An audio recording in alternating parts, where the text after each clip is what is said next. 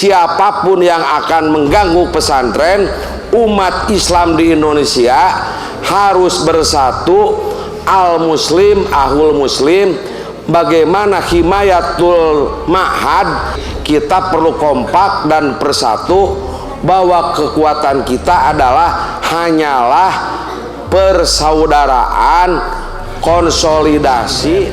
Kalau Zaitun adalah pesantren yang menggerakkan ekonomi pesantren, itu harus dijadikan pilot proyek Indonesia, merupakan aset bangsa Indonesia sebagai pembaharu bagaimana fikih ritual dan fikih sosial dalam fikih peradaban saat ini. Jadi benar-benar Islam itu bisa memberikan kemanfaatan kepada manusia lain, baik seagama atau di luar agama, baik Indonesia atau seluruh dunia.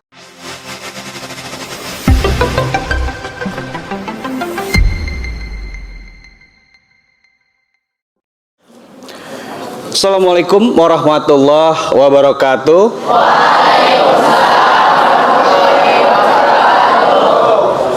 Bismillahirrahmanirrahim. Tawakkalna 'ala Allah, la haula wala quwata illa billah.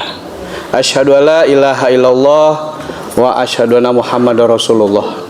Yang sama-sama kita hormati, kita cintai guru kita Kiai Haji A.T. Musodik Bahrum. Beliau adalah pimpinan pondok pesantren Raudatul Muta'alimin. Betul ya, Kiai? Ya. Dan saat ini Kiai Haji A.T. Musodik Bahrum ini adalah Ketua MUI Tasikmalaya, pimpinan pondok pesantren Raudatul Muta'alimin, Ketua NU Kota Tasikmalaya, juga Ketua FKUB Kota Tasikmalaya. Ya, boleh tepuk tangan. Saking cintanya dengan Pak Kiai ya, adik-adik ya. Alhamdulillah. Alhamdulillah. Saya juga bersama dengan adik-adik, ada santri dan santriwati dan santriwan yang ada di sisi kanan kiri. Mungkin kalau di layar kaca tidak kelihatan karena ada di sisi kiri dan sisi kanan kami di depan ini.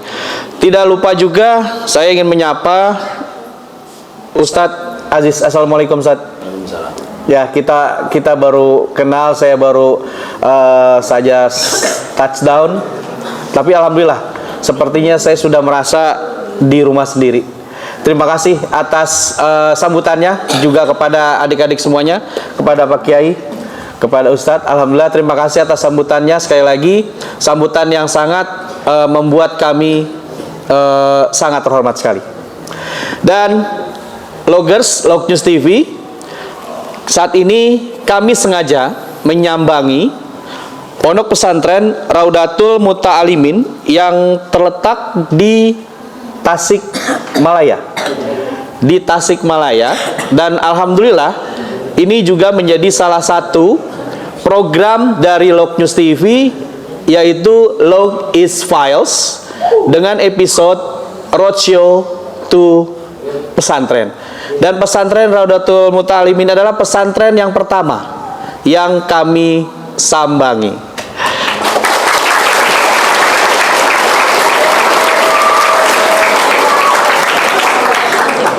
Kiai sehat ya, Kiai ya? Sehat. Alhamdulillah. Sekali lagi terima kasih atas sambutannya, Kiai ya. Tadi sebelumnya, karena kami sudah disambut oleh seluruh sivitas yang ada di pondok pesantren ini, maka langsung kami memiliki atau mempunyai rasa simpati dan bahagia. Seorang kiai yang saat ini duduk bersama saya, persis ada di sebelah kanan saya, beliau tadi tidak henti-hentinya menyampaikan kepada kami, memberikan kami keilmuan-keilmuan yang memang bisa saya klaim saya hanya dapatkan di pondok pesantren ini. Boleh tepuk tangan.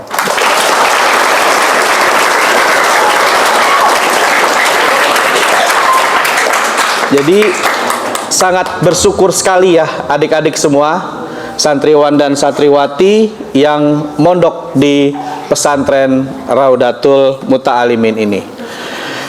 Kiai, saya tidak mau panjang lebar karena keinginan saya sangat kuat untuk bisa lebih paham lagi, lebih mengerti lagi tentang kondisi-kondisi apapun itu yang nantinya akan saya pertanyakan juga ke Ustadz Aziz. Sekarang ini ketika kita bicara Tasik, itu kota santri.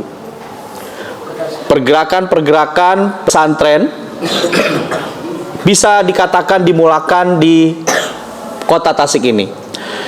Dengan banyaknya pondok pesantren sejak zaman penjajahan dulu itu sudah ada.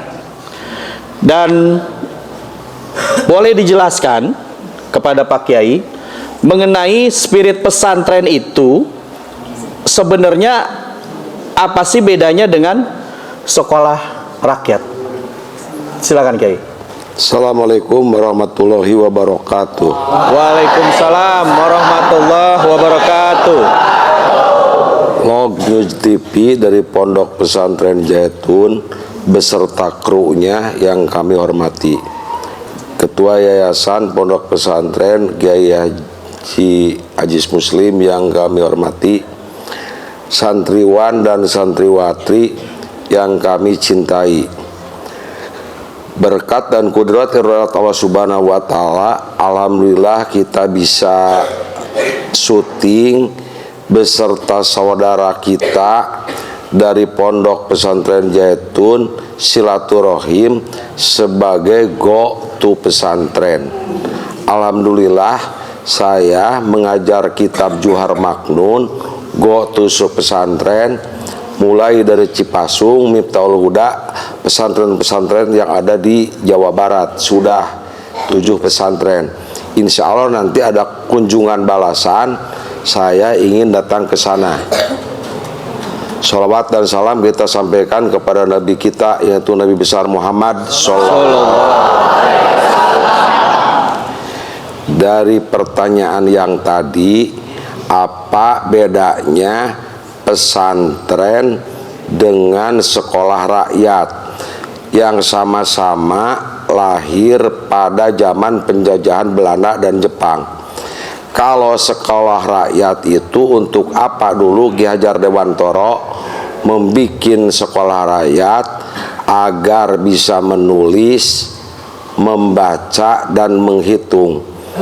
Kalau pondok pesantren pertama untuk mencerdaskan bangsa, yang kedua yang berakhlakul karimah, yang ketiga bagaimana bangsa Indonesia supaya jadi mandiri.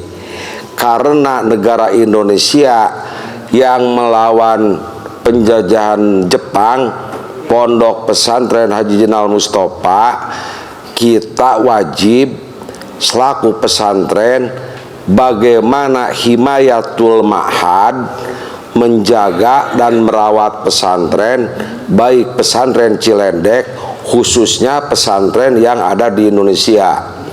Yang kedua, himayatud daulah, bagaimana menjaga negara Indonesia, NKRI-nya tetap terjaga. Kalau ada yang mengganggu Indonesia satu jengkal, santri Cilendek dan santri seluruh Indonesia akan melawan kepada penjajah. Apalagi kalau ada yang mengganggu kepada pesantren. Himayatul ma'had, himayatul daulah, dan himayatuddin. Bagaimana menjaga agama kalau ada yang mengganggu. Urgensinya kita wajib berjuang pesantren ini, bagaimana input pesantren, bagaimana output pesantren, dan bagaimana outcome pesantren tetap dijaga. sebab alumni pesantren ini tersebar seluruh Jawa Barat atau seluruh Indonesia. Yang pada jadi kiai diantaranya Pondok Pesantren Naur Kuning, santrinya lebih dari 6.000 alumni pesantren Cilendek. Itu masalah outcome dan produk pesantren Cilendek. Jadi pesantren ini tetap dijaga, dirawat, itu karena himayatud daulah sebagai NKRI jaga, himayatuddin agama juga kita rawat dan jaga. Itu kalau ada tambahan dari Kiai Haji silahkan. Assalamualaikum warahmatullahi wabarakatuh. Waalaikumsalam warahmatullahi wabarakatuh. Terima kasih kepada Lomers TV yang bisa bersilaturahmi ke keluarga Pondok Pesantren Cilendek dan seluruh santri yang ada di Cilendek. Saya hanya menambahkan apa yang disampaikan oleh Kiai Haji Ate sebagai Ketua MUI dan Ketua NU Kota Tasikmalaya. Apa yang menjadi spirit dari Pondok Pesantren Cilendek ini, saya bicara sedikit historis ya, bahwa Kiai Haji Bahrum Pondok Pesantren Cilendek ini adalah asli dari alumni Pondok Pesantren Sukamana, di mana Sukamana itu adalah kiainya itu Kiai Haji Jenal Mustafa, salah satu pahlawan nasional yang mendapatkan penghargaan dari negara. Dia sebagai salah satu yang memperjuangkan Indonesia ini menjadi merdeka. Di waktu itu ketika terjadi perlawanan terhadap penjajah Jepang, salah satunya bapak saya namanya Kiai Haji Noh. Beliau belum haji, lalu digelar menjadi Kiai Haji Bahrum. Beliau mondok di Kiai Jenal Mustafa sebagai pelawan penjajah di waktu itu yang mendapat penghargaan dari negara menjadi pahlawan nasional.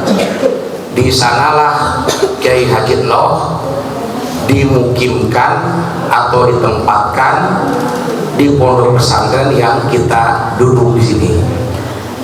Jadi dimukimkan, ditempatkannya Kiai Haji Noh dari pesantren Sukamana ke pesantren ini membawa 300 ulama dan kiai calon penerus ulama-ulama di waktu itu. Jadi strategi Kiai Haji Jenal Mustafa dibagi dua. Pertama yang melakukan perjuangan melawan Babulucing, melawan Jepang di saat itu. Yang kedua menyelamatkan SDM, sumber daya manusia calon ulama. Ke Pondok Pesantren Cilendek ini dibawa 300 orang calon ulama-ulama kiai di masa yang akan datang. Yang kedua, sedikit historis, Kiai Haji Noh ini salah satu pengajar di Pondok Pesantren Cipasung, di mana Pondok Pesantren Cipasung ini salah satu pesantren terbesar di Jawa Barat. Pak Kiai Ilyas Ruhyat yang menjadi Rois Am PBNU, Pak Kiai Haji Gus-Dur sebagai presiden waktu itu, lalu dia sebelumnya sebagai ketua Tanbidiyah, Kiai Ilyas Ruhyat sebagai ketua Suriah Rois Am. Jadi jajaran tertinggi yang ada di struktur PBNU. Nah, Kiai Haji Noh mengajar di sana ketika Kiai Haji Ruhyat ditahan oleh Belanda. Jadi sebagai pengajar pengganti pimpinan pondok pesantren di waktu itu Kiai Haji Ruhyat. Ya, jadi sangat pesantren itu sangat sohi, sangat jelas. Dari Sukamana ke Cipasung, lalu pesantren di beberapa pesantren terbesar di Jawa Timur, baik Jombang, Krapiak, Teguh Ireng, karena istilahnya dulu itu sampai ke Kiai Bangkalan Madura, mencari barokah dari kiai-kiai besar yang ada di Jawa Timur. Itu profil dari Kiai Haji Bahrum atau Kiai Haji Noh. Tahun 1967, ketika pesantren ini belum terpikir untuk mengadakan sekolah, jadi Pak Kiai Haji Bahrum itu sudah berpikir meloncat pada zamannya. Beliau mendirikan sekolah yang pada waktu itu pesantren yang mendirikan sekolah itu di apa namanya itu dipandang sebelah mata. Untuk apa ada pesantren kok ada sekolah? Nah, pondok pesantren di sini mendirikan pertama adalah SMPI, lalu yang kedua SPIM. Jadi santri-santri yang lama mengajar di sini karena ingin mendapatkan ijazah, maka pesantren ini bekerja sama dengan Musadadiyah, berafiliasi kepada UIN Bandung, supaya pesantren yang sudah lama mengaji di sini itu langsung diberi ijazah, ikut ujian menjadi sarjana. Setelah SPIN lalu bermetamorfosis lagi membuat PGAN, perguruan tinggi 5 tahun atau 6 tahun pada waktu itu dia langsung mengajar. Jadi bapak saya itu salah satu yang memberikan spirit bagaimana pentingnya sekolah yang diadopsi dengan pendidikan modern yang seperti sekarang ini. Jadi tidak ada salahnya kalau pesantren membuat sekolah. Disitulah kekuatan dari spirit kami mendirikan lembaga ini. Pertama semangat perjuangan, yang kedua semangat nasionalisme, juga semangat untuk membuat kader-kader ulama di masa yang akan datang. Mungkin itu sebagai tambahan saya dari percakapan Pak Kiai. Iya, clear ya, sangat jelas ketika pesantren saat ini dan terutama di Cilendek. Di Cilendek ya? Di Cilendek ini spiritnya tetap terjaga. Nah, ketika pondok pesantren di Cilendek ini hampir memasuki 1 abad, tentunya banyak sekali peristiwa-peristiwa sekaligus kemampuan untuk mempertahankan spirit tersebut.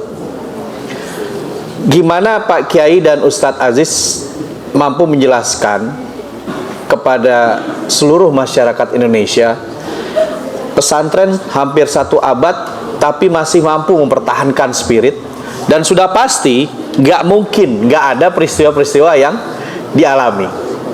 Silakan. Assalamualaikum warahmatullahi wabarakatuh.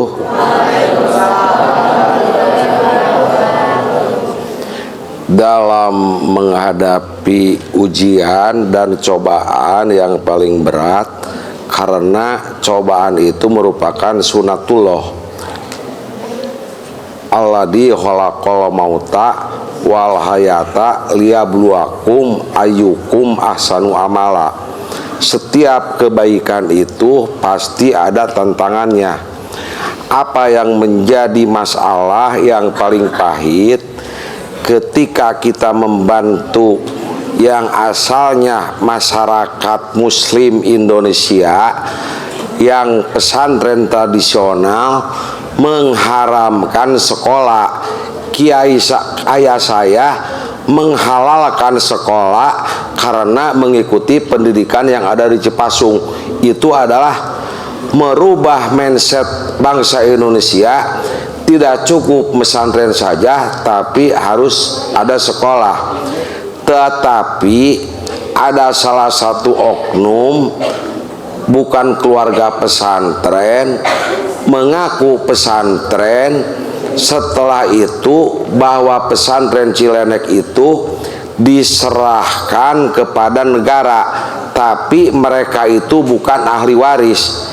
Sampai sekarang sertifikat sekolahnya belum ada, dan keinginan pemerintah mau direbut aset pesantren oleh negara. Itu cobaan yang paling berat kepada kami.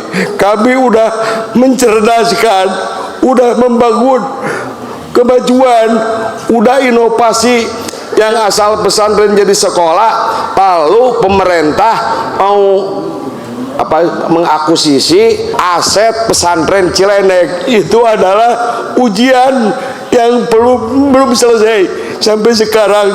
Tapi insya Allah mereka takut masuk ke sini karena kami jihad mempertahankan pondok pesantren Cilendek. Jadi kalau ada pesantren yang diganggu, terutama khususnya kami, Mari seluruh pesantren Indonesia bergerak, harus kuat, harus cerdas, harus pintar, harus punya ahli hukum. Jangan mengkriminalisasi pesantren. Ini cobaan kami dengan Pondok Pesantren Zaitun. Mungkin ada kesamaan, tapi saya sekuat tenaga bertahan, dan saya kuat karena ngerti negara dan ngerti hukum. Itulah sebagai cobaan pondok pesantren. Tanah pesantren yang diberikan ke sekolah akan disertifikatkan, tapi saya tolak dan saya lawan. Sampai sekarang mereka tidak berani. Itu adalah yang menjadi permasalahan pondok pesantren yang musibatnya sampai sekarang belum selesai, tapi mereka udah takut. Inilah kami ini lagi diuji, padahal kami ini telah berjuang mencerdaskan bangsa, merubah akhlak manusia, berjuang tanpa gaji, tanpa honor, tanpa bayaran. Tapi sebab kami tujuannya jihad fisabilillah, siapapun yang akan mengganggu pesantren, umat Islam di Indonesia harus bersatu, al muslim ahul muslim. Bagaimana himayatul ma'had, kita perlu kompak dan bersatu, bahwa kekuatan kita adalah hanyalah persaudaraan, konsolidasi. Apalagi menghadapi tahun politik seperti sekarang, harus cerdas umat Islam Indonesia, harus menjaga kondisivitas, harus saling menghormati, saling menjaga. Kalau harus hati-hati kalau pesantren dibubarkan seluruh Indonesia. Untung kami kuat otak, kuat hukum, kuat tenaga, kuat ilmu. Kalau lemah langsung menyerah. Tapi kami tidak akan menyerah sampai detik-detik terakhir, sampai mati akan mempertaruhkan pondok pesantren yang kami cinta ini. Silakan Pak Haji pendapat. Saya pikir cukup ya apa yang disampaikan ini, jadi tidak perlu pengembangan. Ya, oke. Kalau boleh tahu masalahnya apa? Kok bisa sampai? Jadi ada oknum pesantren yang menandatangan ahli waris bahwa pesantren itu diserahkan kepada negara. Tetapi kalau yang disebutkan sertifikat, BPN tidak mau mengsertifikatkan karena tahu sejarah pesantren.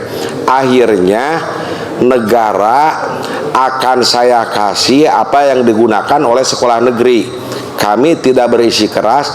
Apa yang dibutuhkan oleh mereka kami akan wakafkan kepada negara. Jadi terbalik, biasanya negara bikin proposal masyarakat kepada negara, tapi silahkan negara bikin proposal minta kepada ahli waris, karena tujuan untuk mencerdaskan. Saya akan kasih itu dengan kesolehan keluarga dan ahli waris pondok pesantren akan menyumbang kepada negara apa yang dibutuhkan oleh negara, sabab sama-sama mencerdaskan bangsa. Itu Pak. Ya, silakan. Saya tambahkan dengan apa yang disampaikan oleh Pak Kiai.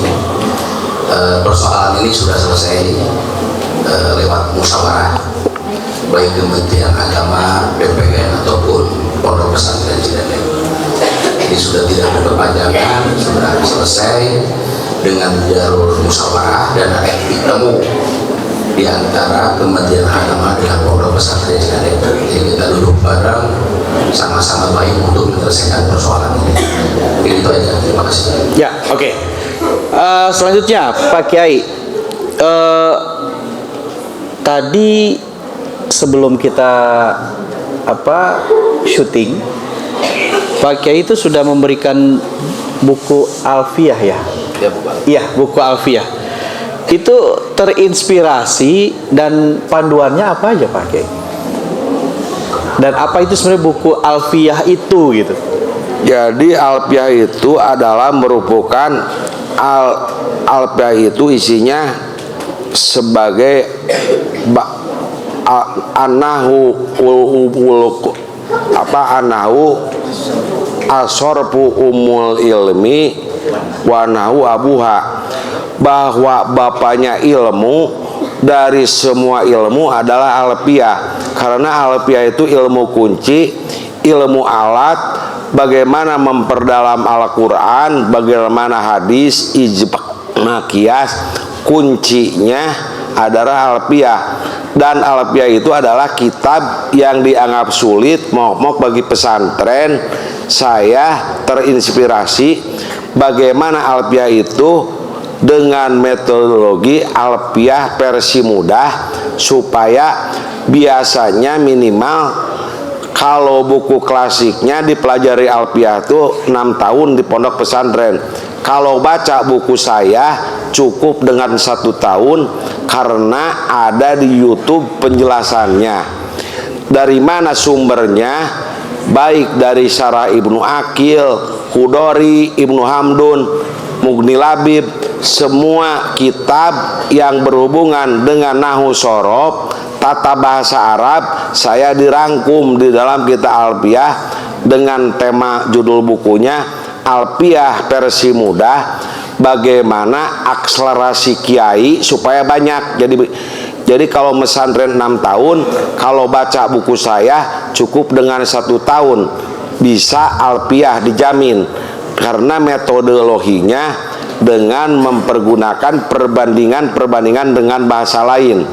Jadi misalnya menerangkan mubtada itu adalah subjek, menerangkan fiil adalah predikat, maf'ul. Jadi ada satu bandingan dengan baik tata bahasa Indonesia atau tata bahasa Inggris. Itu cara penyampaiannya.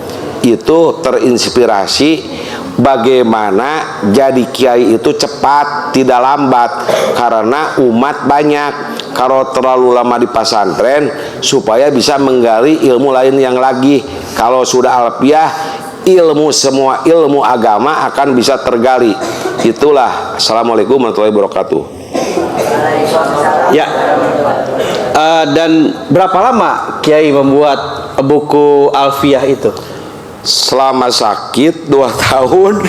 Yang pertama stroke. Setelah stroke saya jantung. Kopi dulu semua. Tapi saya tambah COVID, dan saya ketika sakit berpikir, wanak tunggu ma qaddamu wa azaruhum, ingin kalau saya mati tetapi ilmu saya ada. Jadi ada bekas, ada yang permanen, ilmu saya tidak hilang. Walaupun saya mati, ada bukunya, ada penjelasannya di YouTube, supaya saya menjadi khairun nas, anfa'un nas itu bukan hanya waktu hidup. Tuh saya mati tetap meninggalkan ilmu bagi khususnya masyarakat Indonesia, dan insya Allah akan ditranslate kepada bahasa Inggris dan bahasa Arab supaya bisa berkembang seluruh dunia, insya Allah. Sekarang lagi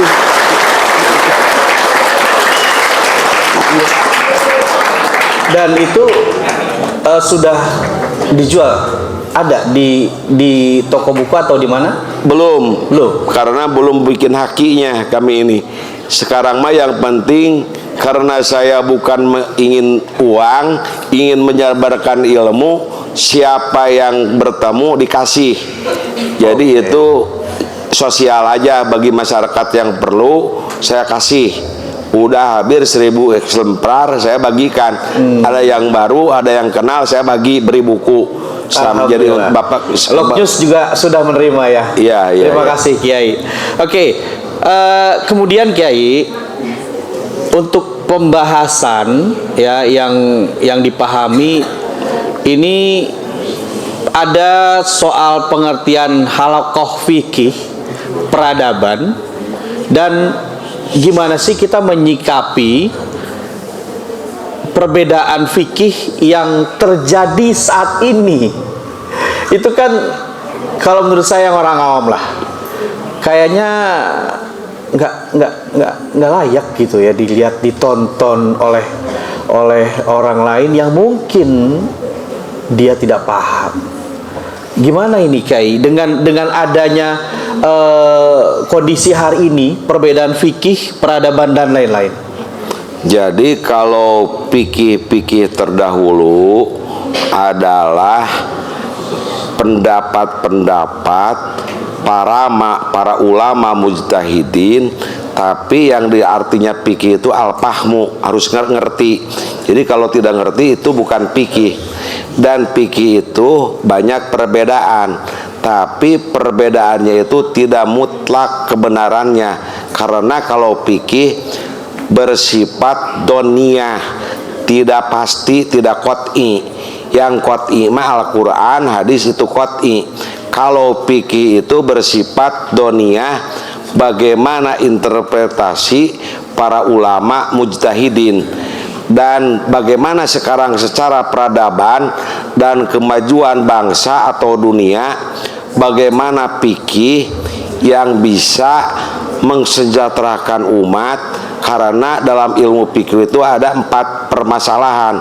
Yang pertama, rub'ul ibadah, bagaimana tata cara kita beribadah, semacam sholat atau puasa itu ibadah.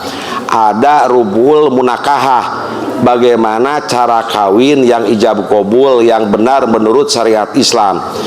Yang ketiga, fikih muamalah.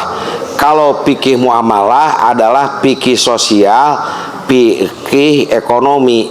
Karena kalau kita wajib ke tanah suci, wajib membayar tiket, wajib membayar visa, berarti umat Islam itu harus kaya, harus pinter, harus maju. Benar-benar Islam itu memberikan kesejahteraan, yang miskin jadi kaya, yang sakit jadi sehat, dan yang bercerai jadi bersatu. Bukan masalah pertentangan. Musuh kita ini dalam masa fikih peradaban itu ada 2. Satu, bagaimana memerangi kebodohan, dan bagaimana memerangi kemiskinan. Itu yang menjadi pembahasan menurut PBNU, bahwa fikih peradaban itu secara furu'iyah, secara hilafiyah sudah selesai. Tinggal bagaimana kita Indonesia sebagai masyarakat Indonesia bersaing dengan dunia, menjadi negara Indonesia yang maju, bagaimana sumber daya alam yang banyak, dan mengolah sumber daya manusia supaya masyarakat Indonesia itu sejahtera, adil dan makmur, dan dari maju bersaing dengan dunia.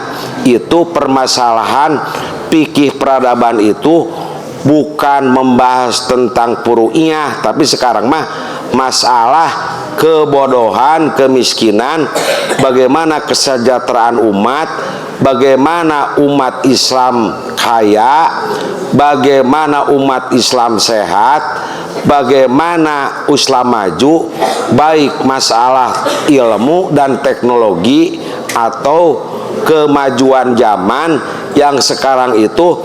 Islam itu bisa menjawab segala permasalahan-permasalahan yang sulit, baik permasalahan sulit yang ada di Indonesia atau permasalahan dunia. Itu harus dipecahkan dengan fikih peradaban dan fikih sosial. Saya kira cukup. Assalamualaikum warahmatullahi wabarakatuh. Soal fikih peradaban tadi, fikih sosial saat ini sedang terjadi soal Al-Zaitun. Bagaimana Kiai mampu menjelaskan dengan hubungannya adalah fikih peradaban atau fikih sosial tadi?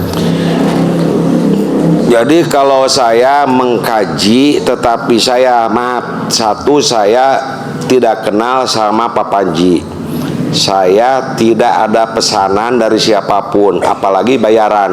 Ini secara ikhlas, bahwa Pak Panji itu adalah sebagai pembaharu mujadid di dalam ekonomi pesantren, teknologi pesantren, mulai peternakan sampai membuat kapal, itu adalah merupakan ikon aset umat Islam sebagai pilot proyek tentang pendidikan sosial yang harus disebarkan, harus cloning ke setiap pesantren, bagaimana menjelaskan titik muamalah.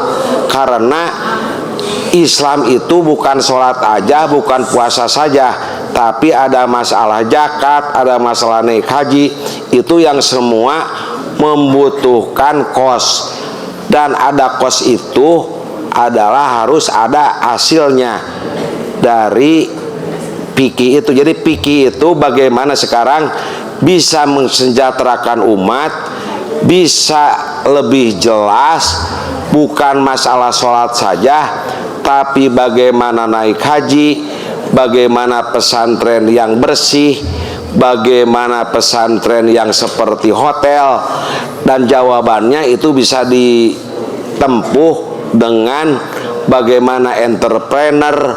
Itu tantangan masalah Indonesia, masalah pesantren, bagaimana kebodohan pesantren, bagaimana kemiskinan pesantren. Karena itu adalah perintah Allah. Berdoa juga, Robbana atina fid dunya hasanah wa fil akhirati hasanah wa qina adzabannar. Kalau bisa ada setiap pesantren itu ada kelebihannya, ada spesialisasinya. Misalnya pesantren Gontor hebat di dalam bahasa, hebat dalam organisasi. Kalau kami dengan alumninya spesialisasi masalah ilmu alat pesantren. Kalau Zaitun adalah pesantren yang menggerakkan ekonomi pesantren, itu harus dijadikan pilot proyek Indonesia, merupakan aset bangsa Indonesia sebagai pembaharu bagaimana fikih ritual dan fikih sosial dalam fikih peradaban saat ini. Jadi benar-benar Islam itu bisa memberikan kemanfaatan kepada manusia lain, baik seagama atau di luar agama, baik Indonesia atau seluruh dunia. Itu adalah sebagai fikih peradaban dunia. Maka PBNU bukan hanya di Indonesia saja, tapi berkembang di seluruh dunia karena selalu memikirkan fikih peradaban dunia. Sekian. Jika fikih peradaban dunia atau fikih peradaban sosial tadi dipertentangkan, bagaimana Kiai menanggapinya? Baca aja semua kitab klasik bahwa fikih itu pertama masalah ibadah, masalah nikah, masalah muamalah, masalah jual beli. Itu ada di dalam kitab turesnya, ada sumbernya. Semua kitab-kitab fikih membahas pertama bagaimana cara beribadah, yang kedua bagaimana nikah, yang ketiga muamalah. Berarti kalau yang mempertentangannya belum sampai membaca kepada fikih dalam kitab turos yang aslinya, baik kitab Fathul Mu'in, Fathul Wahab sampai Al-Um, semua kitab-kitab fikih menjelaskan tentang muamalah, tapi itu baru sifat teoritis, belum ketiak implementasi seperti pesantren Zaitun. Itu sebenarnya karena kebodohan, karena kurang wawasan, karena belum selesai membaca fikihnya, nyalahkan. Karena itu mereka kurang membaca. Karena umat Islam itu ada Islam benar-benar Islam tahu tentang ilmu Islam, ada Islam turunan. Yang tidak tahu tentang fikih muamalah itu adalah Islam turunan atau Islam abangan, Islam fobia, yang tidak tahu apa Islam, mengaku-ngaku dirinya sebagai Islam. Itu mah sudah ijma ulama bahwa fikih itu ada fikih ibadah, ada fikih munakahah, ada fikih muamalah.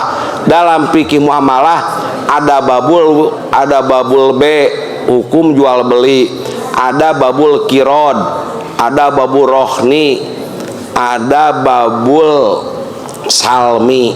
Itu ada itu di dalam fikihnya. Jadi kalau yang tidak setuju kepada fikih sosial, mereka cuma baca rukun ibadah saja. Jangankan mau peradaban dunia, kitab juga belum selesai membaca. Saya siap berhadapan dengan orang-orang yang tidak mengerti fikih sosial.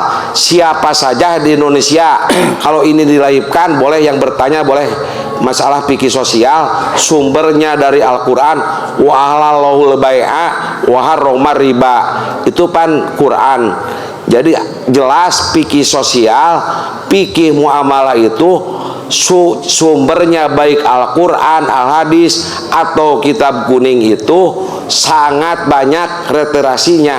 Karena Islam Indonesia baru menjelaskan fikih ritual aja, baik pesantren atau perguruan tinggi atau para cendekiawan muslim. Ini harus dibikin satu kurikulum, dan pesantren Zaitun harus dijadikan model bagaimana tentang fikih sosial, fikih peradaban, dan fikih muamalah. Ini harus menjadikan kajian dan penelitian bagaimana untuk memajukan bangsa Indonesia dan dunia. Sekian. Peradaban, ketika bicara peradaban, itu peradaban yang bagaimana sih Kiai? Apakah peradaban toleransi, berbudaya, atau yang bagaimana? Kalau tadi Kiai menyinggung Al-Zaitun, bagaimana Kiai bisa mengatakan bahwa Al-Zaitun adalah pilot project dari fikih peradaban tersebut, sedangkan saat ini Al-Zaitun sedang dikriminalisasi? Itu di dalam agama itu ada istilah syirik dan hasud. Karena itu kepentingannya apa? Kalau kepentingannya ikhlas, bagaimana Islam Indonesia ingin maju, bagaimana aset pesantren, justru itu harus menjadikan pemikiran bersama. Kita belum bisa apa sebab kullu syai'in majihun, segala sesuatu itu ada kelebihannya, ada keunggulannya. Setiap pesantren pada punya keagungan kelebihannya. Ada pesantren alat, ada pesantren usul fikih, ada pesantren fikih, ada pesantren hadis, ada pesantren kalau perlu masalah muamalat. Ini harus didukung, terutama pemerintah. Bagaimana kewajiban pemerintah itu mencerdaskan kesejahteraan, itu adalah kewajiban negara. Justru negara harus mensupport, harus menggurui bagaimana pesantren Zaitun mempunyai aset yang besar, mempunyai ekonomi yang berkembang. Itu adalah satu kehebatan, sebab hanya pesantren Zaitun yang bisa menciptakan cendekiawan yang mandiri dan tidak nganggur. Itu tanggung jawab negara sebenarnya. Sekarang ada masyarakat civil society yang ingin memajukan negara, bahkan mau dikriminalitas. Itulah adalah sebagai kebodohan umat Islam yang senang kepada hoak, yang tidak ngerti agama, apa yang disebut fikih, baik rub'ul ibadah, rub'ul munakahat, sampai terakhir rub'ul jinayah. Itu ada di semua kitab turos, kitab klasik, itu jadi pelajarannya. Tapi rata-rata cuma menggali fikih ritual dan fikih ibadah. Itu bahkan kalau bisa ada cloning, bagaimana menyebarkan tentang fikih sosial di seluruh Indonesia, bagaimana pesantren kaya, bagaimana pesantren sehat, bagaimana pesantren modern, bagaimana pesantren bersih. Tapi ada kaidah NU, al-muhafadatu ala qadimi sholih wal ahdu bil jadidil aslah wal adu bil aslah. Bagaimana pesantren kreatif dan inovatif mencari hal-hal yang hebat yang orang lain tidak bisa. Sekian. Tepuk tangan untuk pesantren dong.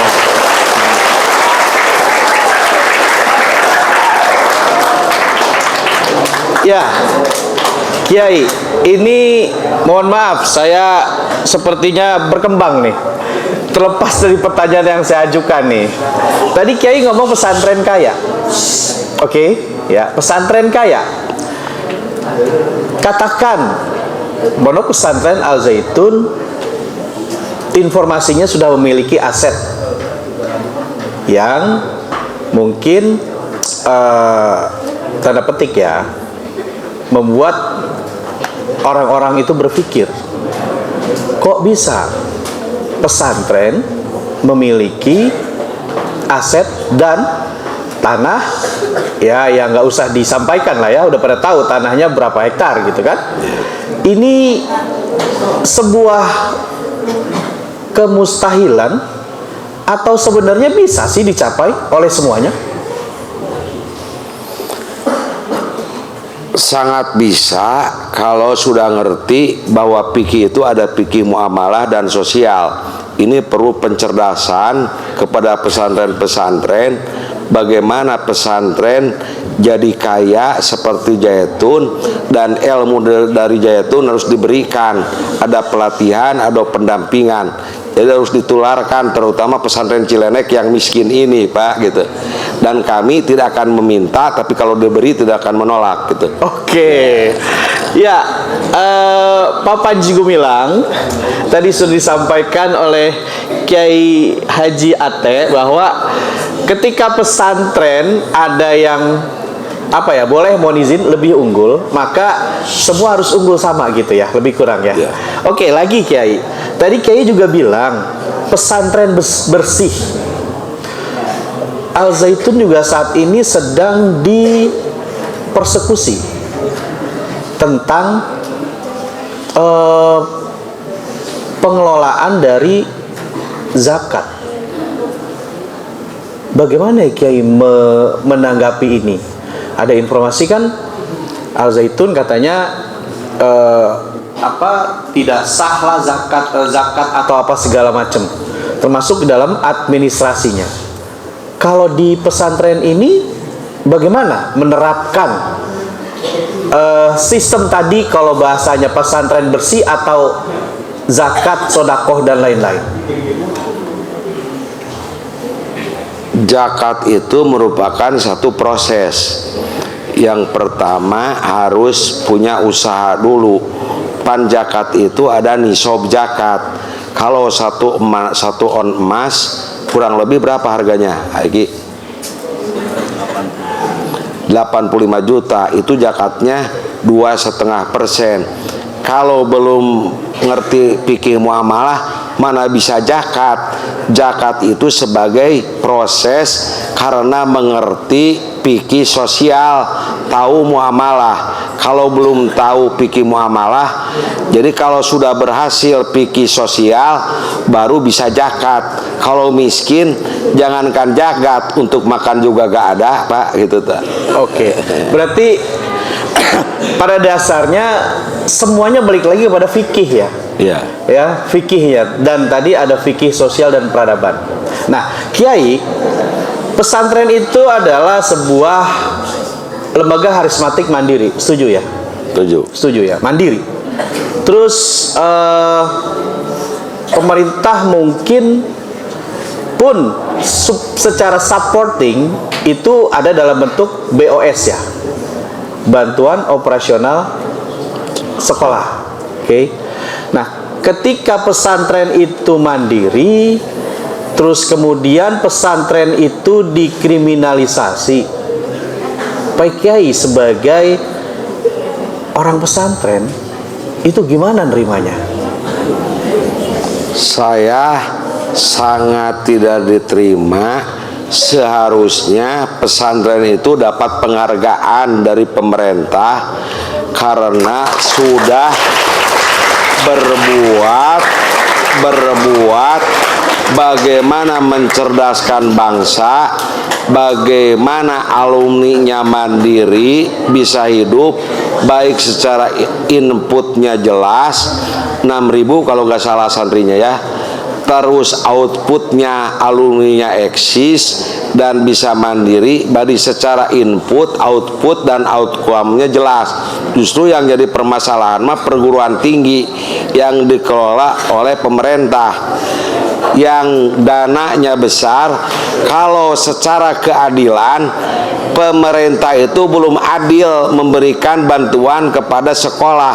Mungkin bantuan kepada perguruan tinggi satu aja, dengan anggaran pesantren se-Indonesia masih banyak diberikan kepada perguruan tinggi. Itu masalah keadilan yang harus dituntut. Sudah ada regulasi undang-undang pesantren, tapi sampai sekarang undang-undangnya ada, bantuannya belum ada.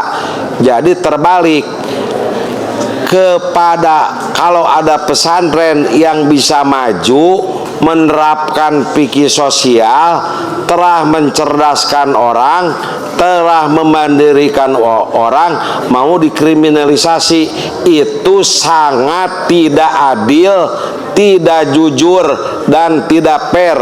Seharusnya ini terutama bagi cendekiawan muslim, bagi pesantren, semua berpikir bagaimana mempertahankan bahwa pesantren dimanapun adalah pesantren kita.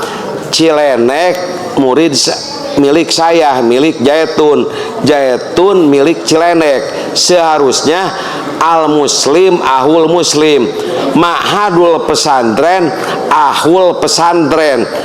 Itu adalah saudara kita yang lagi pembaharuan, bagaimana punya satu konsep, bagaimana pendidikan dan ekonomi. Itu saya cukup kagum dan saya tidak kenal, baru tahu dari YouTube aja, mohon Pak gitu, karena belum pernah diundang dan belum pernah datang. Sekian Pak. Iya, semakin kemari ya semakin asik nih debatnya ya, diskusinya ya, sorry. Karena memang Kiai AT ini dari segala organisasi Islam itu beliau mampu menjadi ketuanya atau kepalanya, dan itu bukan hal yang mudah untuk mencapai posisi tersebut. Nah, Kiai, berarti artinya ketika pesantren adalah lembaga harismatik mandiri, tidak layak ya dikriminalisasi oleh lembaga atau pemerintah sendiri. Aset dibekukan, nomor rekening dibekukan, sampai-sampai wali santri itu susah untuk memberikan atau kewajibannya. Itu sebenarnya sudah di luar kewajaran, tidak jujur dan tidak adil. Pokoknya mah yang benar sebut benar, yang salah disebut salah. Itu tidak adil. Orang yang lagi berjuang bagaimana tentang kemajuan pesantren, bagaimana pesantren kaya, dan yakin bahwa uangnya itu bukan korupsi seperti eksekutif, bukan uang korupsi. Dengan bisa berkembang, uang yang ada dikembangkan menjadi kaya. Jangan seenaknya saja, siapa saja menyala. Sebetulnya ada di pertanyaan lain, itu tadi akan saya jawab ini karena pertanyaannya terlalu seru soalnya, Kiai. Terlalu seru. Jadi jadi saya coba detail nih ke Kiai ini ya. Nggak apa-apa ya Kiai ya. Oke. Ya, oke, lanjut Kiai. Nah, ini ada di dalam ajuan pertanyaan ya. Pak Kiai kan ketua MUI Tasikmalaya ya. Terus berarti kan sudah tahu dong ya kalau Pak Kiai adalah ketua MUI Tasikmalaya. Terus ada nggak sih forum-forum di dalam lembaga MUI Jawa Barat bahwa sebagai umat Islam itu harus bersikap gimana Kiai? Pusat, MUI pusat dan Pondok Pesantren Al Zaitun, ya kan, sepertinya sekarang sedang berseteru, dan semua masyarakat Indonesia saya kira tahulah ya, bahkan sekarang sudah masuk saling menggugat itu. Nah sekarang kan Kiai ada di MUI Tasikmalaya sebagai ketua. Bagaimana Pak Kiai mampu menyampaikan bahwa ini gimana sih sebenarnya gitu? Silakan Kiai. Saya ini jawabannya mohon dibuka itu dalam Infokus. Jawabannya surat Al-Hujurat ayat 6.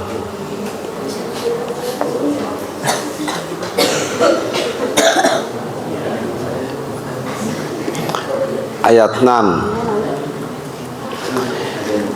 Ya ayyuhalladzina amanu, wahai orang-orang yang beriman, in jaa, itu hilang. Mana itu hilang coba. Biasa diulang Pak. Jangan diajlok-ajlok. Ya ayyuhalladzina amanu, wahai orang-orang yang beriman, in jaa, apabila datang itu, ini kalau dalam bahasa Inggris Pak, mohon maaf, kalimat conditional clause. Oke. It itu in itu Ya. in. Jika telah datang itu jadi predikat atau fiil itu Pak. Kum, kepada kamu sekalian. Kum itu adalah objek penderita atau makmul atau maf'ul bih. Siapa? Pasikun, orang fasik, orang berdosa, binabain, membawa kabar gembira. Membawa ke orang fasik, membawa berita gembira, bukan berita dari medsos, tapi berita dari orang fasik yang tidak tabayun. Yang disebut khobar itu menurut kaidah ilmu balagoh, mahtamalal kidba al sidqo, bisa benar bisa salah, itu khobar. Kalau insya, berita yang benar-benar terjadi seperti berita Al-Quran. Jangan cepat menyalahkan, harus bagaimana? Patabayanu, maka harus tabayun. Tabayun kalau istilah bahasa perguruan tinggi, riset dan penelitian, yang akhirnya jadi ada tasawur, ada taswik. Tasawur itu harus diselidiki dengan akurat, erabel, dan eksplorasi. Ini bereksplorasi. Siapa yang tabayun adalah orang-orang yang ahli di dalam agama. Siapa ahli agama? Kalau dulu disebut mujtahid atau mufti atau mursyid. Karena MUI baik pusat sampai tingkat goda gak ada mujtahid karena tidak memenuhi syarat.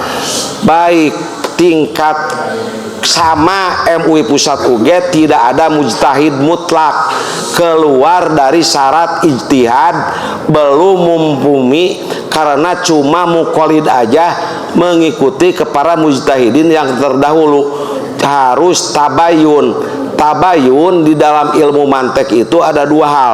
Satu, tasawur, penelitian ahli. Kalau istilah polisi mungkin penyelidikan. Ada penyidikan baru penetapan. Harus ada tasawur, harus ada tasdik, tabayun.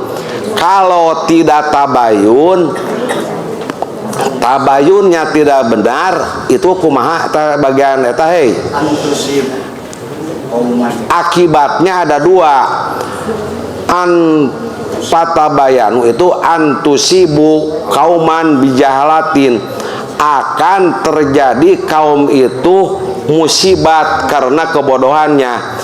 Contohnya musibat yang asalnya kondusif tidak jadi kondusif, yang asalnya bersatu umat Islam karena ada pesanan lalu berdemo karena dibayar, jadi perpecahan. Umat Islam yang sudah bersatu tidak jadi bersatu. Negara yang tidak kondusif, negara yang kondusif menjadi tidak kondusif. akan menimbulkan masalah dan ujian. Antusibu kauman bijahalatin, karena kebodohannya tentang masalah berita-berita hoak yang belum tentu benar atau salah. Itu yang menjadikan permasalahan. In ja'akum fasikun binabain, akibatnya ada dua. Pat antusibu kauman bijahalatin patusbihu alama paltum nadimin, akan menyesal kejadiannya. Jadi kalau tidak tabayun, satu akan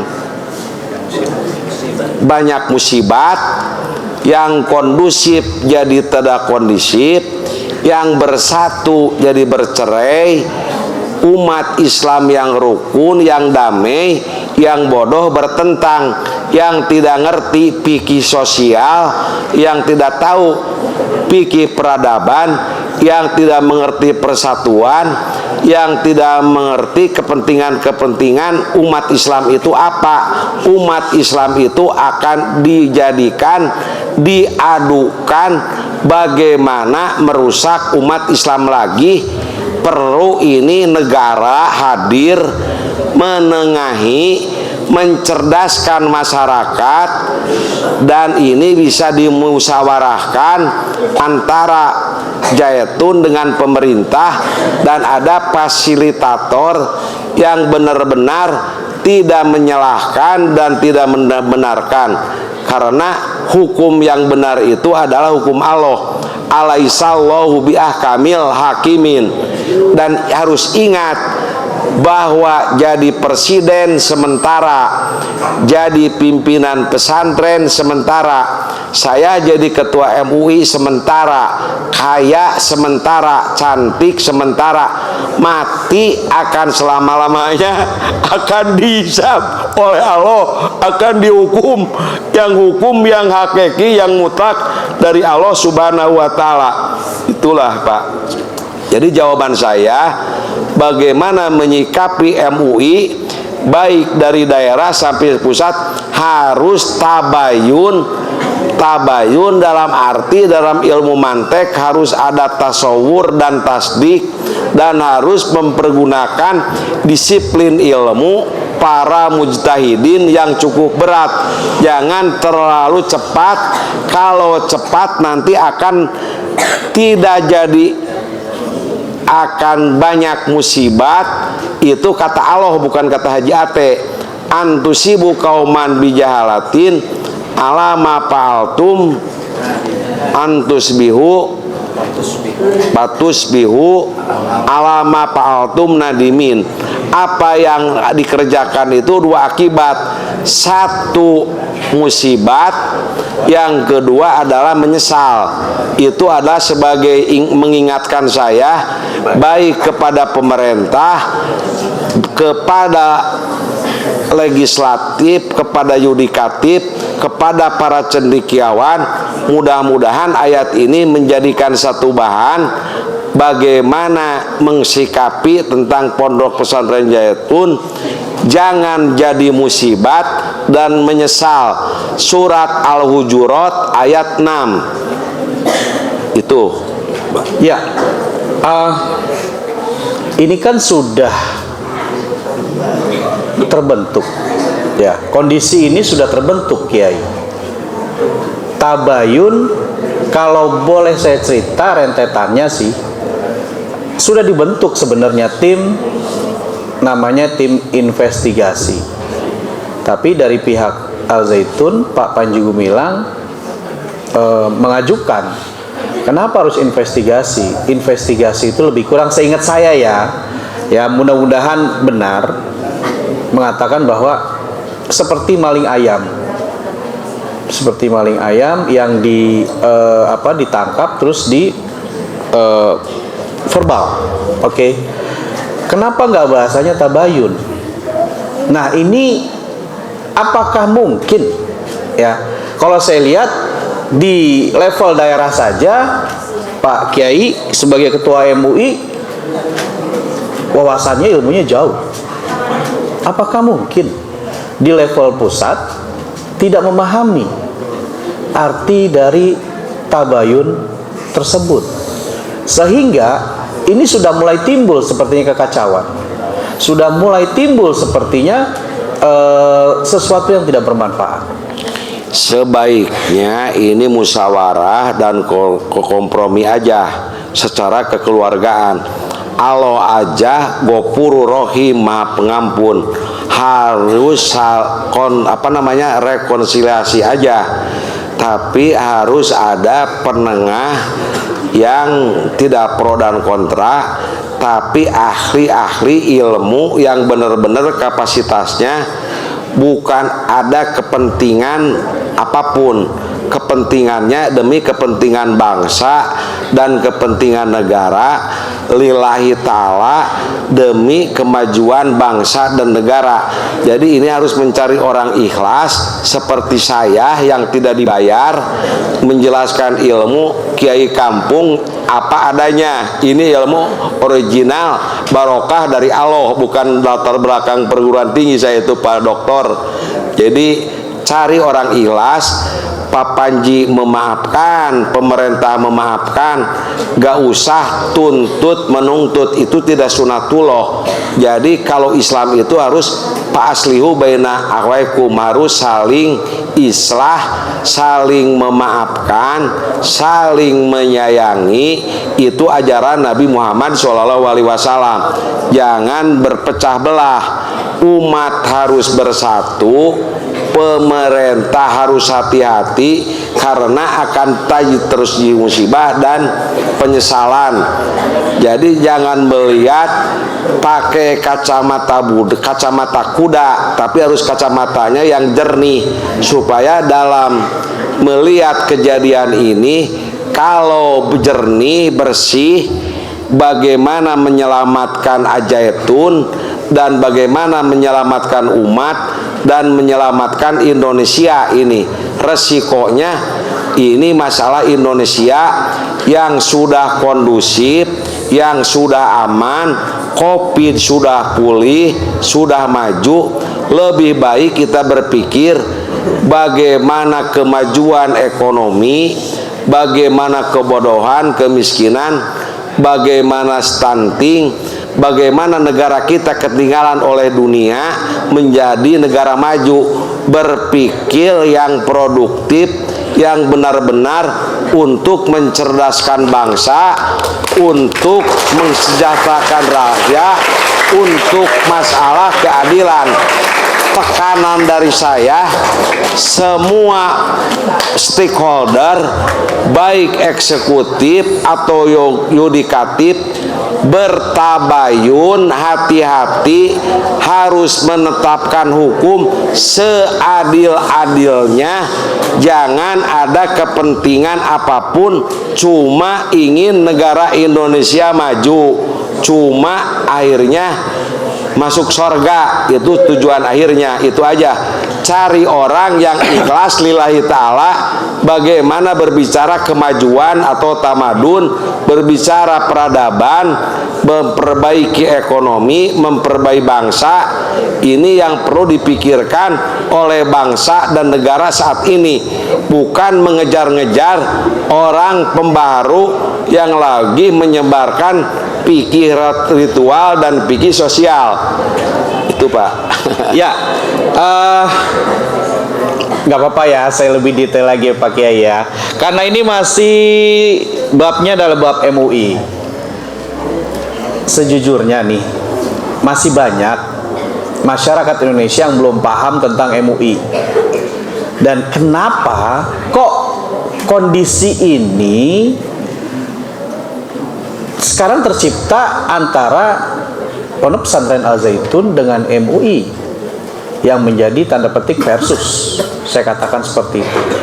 Kalau boleh tahu Pak Kiai, tolong jelaskan MUI itu sebenarnya posisinya apa dan apa sih ada di dalam ada di dalam negara ini seperti apa gitu, biar masyarakat Indonesia tahu, orang-orang awam tahu bahwa oh oke, seperti itu.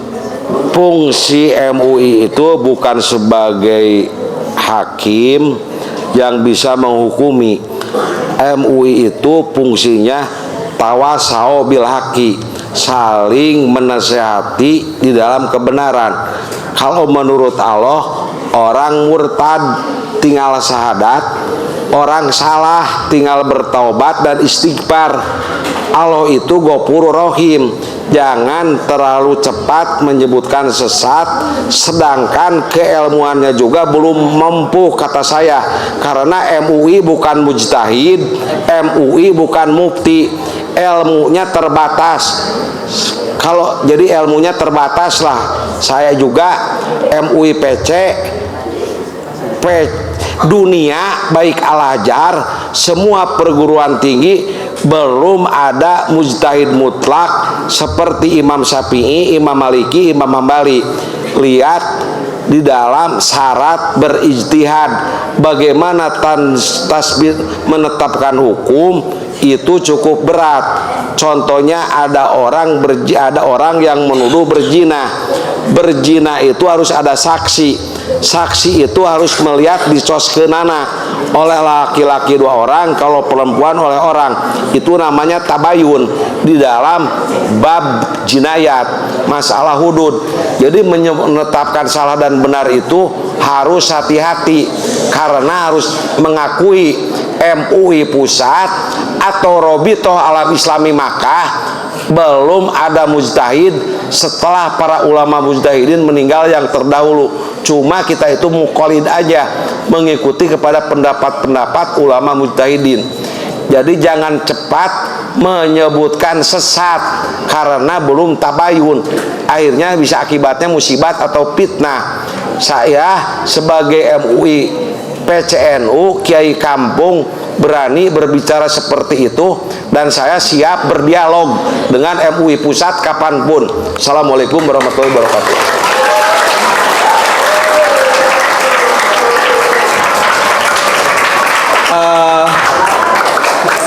Gini Kiai, ketika MUI dalam kasus ini dijadikan seolah-olah sebagai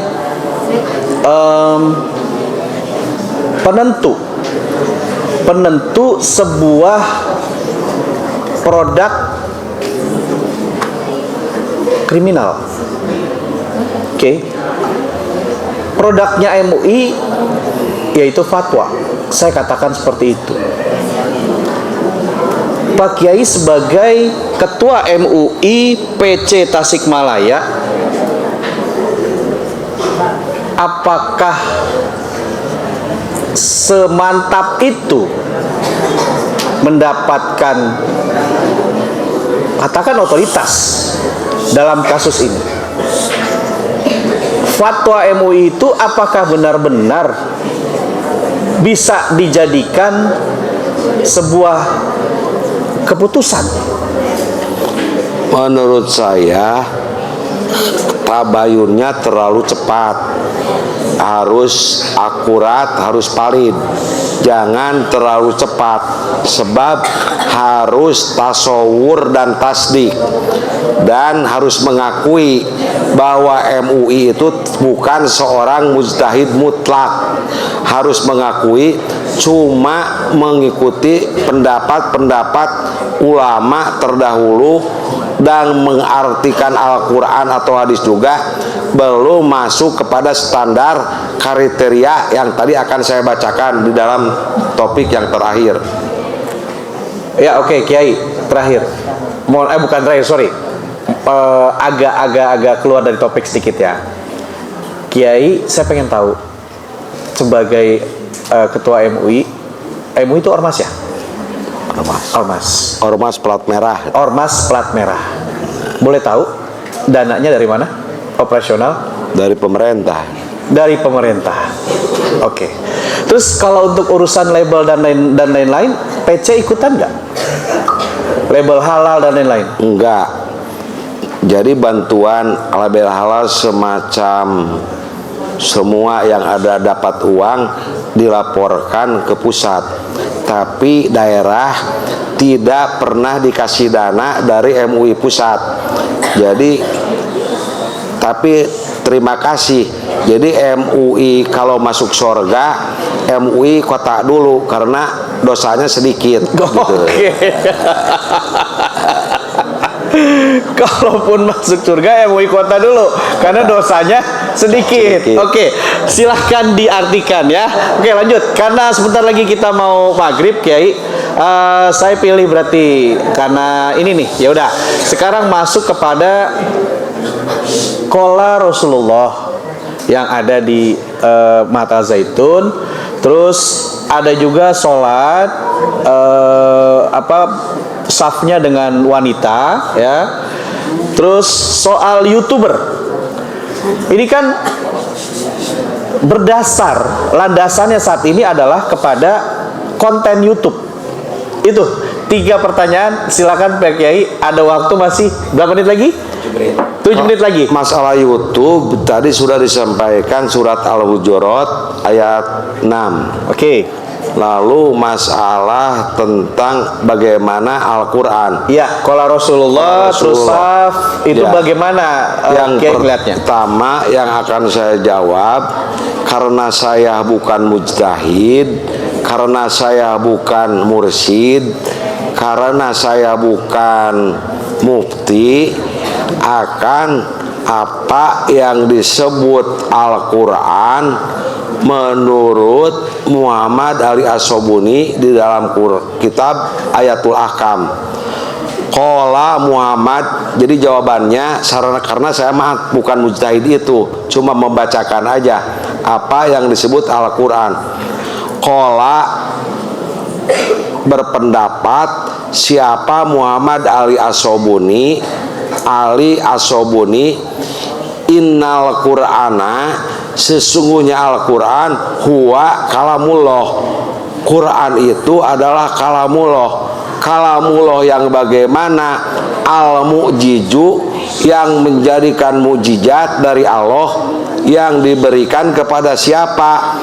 Ala khotamil anbiya'i, kepada nabi, kepada seluruh nabi Muhammad, wal mursalina, dan kepada utusan Allah, biwasitotil amini, dengan pelantaran al-amin.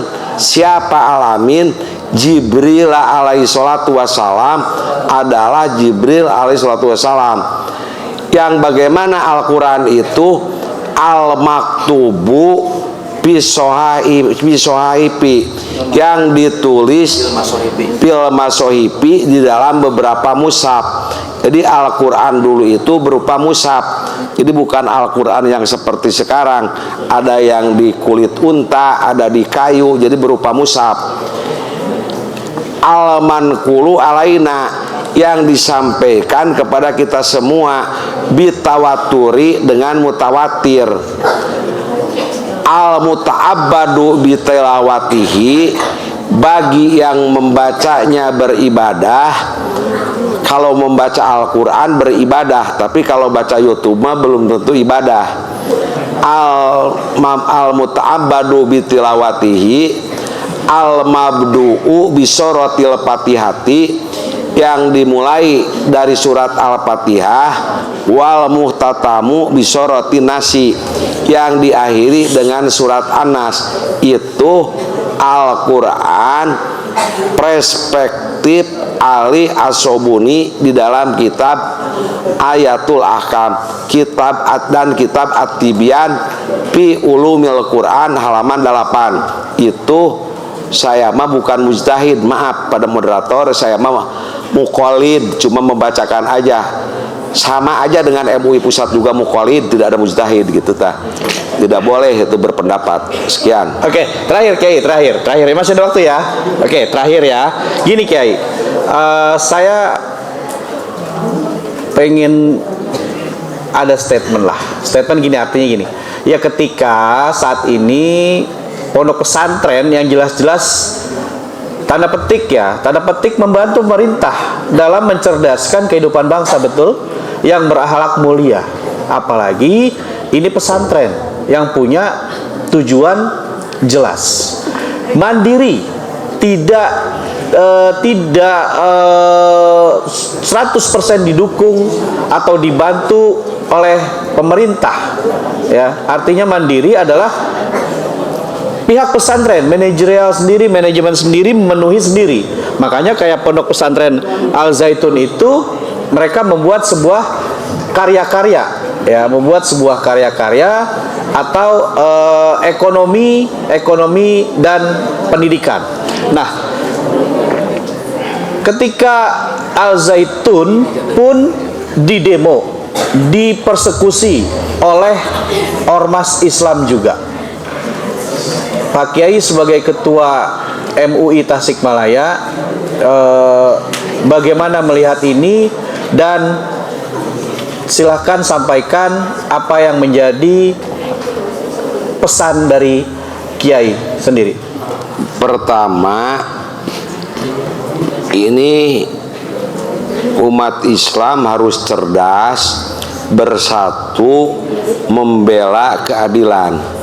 Pemerintah harus cerdas karena butuh negara ini maju. Jadi jangan melihat kelemahannya, apa yang lebih. Dan bagi Zaitun juga harus memaafkan kepada siapapun yang menghujat. Dan bagi pemerintah harus hadir, bagaimana mencerdaskan masyarakat, bagaimana mendidik masyarakat dan umat Islam. Bagi ormas Islam, baik MUI, NU, Persis, Muhammadiyah, Matul Tawar, harus dicerdaskan. Aman itu mahal, kondusif itu mahal. Perlu kita aman, perlu kita kondusif, menjaga Indonesia bersama-sama. Ini urgensi pesan saya. Bagaimana menjaga Indonesia kondusif.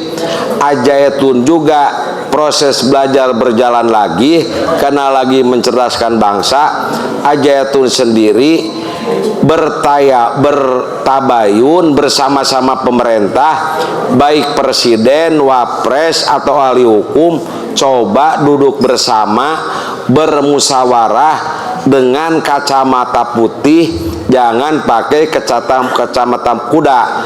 Tadi saya berbicara hidup sementara, kaya sementara, jadi presiden sementara, jadi Kapolri sementara, jadi kiai sementara, Pak Panji juga sementara. Kita harus saling memaafkan dan bermusyawarah tabayun. Tabayun ini bukan masalah yudikasif saja, termasuk Pak Panji Gumilang bertabayun ke wapres aja lah, karena dia ulil amri minkum, ya pemerintah, ya dia ahli agama. Insya Allah duduk bersama ini akan terpecahkan bagaimana urgensi negara, kebutuhan negara dari segi keamanan dalam rangka menghadapi tahun politik, supaya benar-benar demokrasi dalam berpolitik ini. Kalau itu ada pertanyaan politik, kalau nggak salah satu lagi bisa. Ya, silakan Kiai, ditambahkan. Ya, tadi ada pertanyaan apakah berpolitik itu perlu atau tidak. Ya, umat Islam itu perlu berpolitik atau tidak? Wajib berpolitik, sebab atiullaha harus taat kepada Allah, wa rasulah kepada Rasul, wa ulil amri minkum. Ulil amri itu pemerintah. Pemerintah itu adalah proses politik. Tapi politik apa? Politik untuk kesejahteraan, politik untuk keadilan, politik untuk memerangi kebodohan dan kemiskinan. Sebab pemerintah ini punya kebijakan, beda dengan kita pesantren. Jadi berpolitik itu wajib, tapi berpolitik kesejahteraan, politik keadilan, politik memerangi kebodohan dan kemiskinan. Sekian, itu aja. Ya, terima kasih. Tepuk tangan semuanya sekali lagi.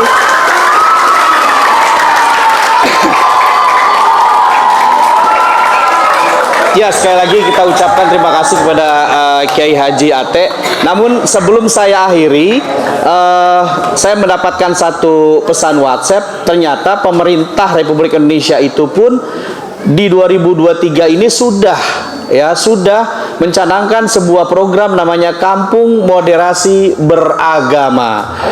Berarti boleh tepuk tangan, boleh tepuk tangan. Berarti artinya pemerintah Jokowi sangat paham betul bahwa dalam beragama, dalam bernegara itu moderasi dikedepankan. Ya, terima kasih sekali lagi kepada Kiai Haji. Oke, terima kasih sekali lagi kepada Kiai Haji Ate Musodik Bahrum, pimpinan Ponpes Raudatul Muta'alimin, sekaligus Ketua NU Kota Tasikmalaya, sekaligus Ketua MUI Tasikmalaya, sekaligus Ketua FKUB Kota Tasikmalaya. Saya Hana Sutyon untuk Vlog News TV.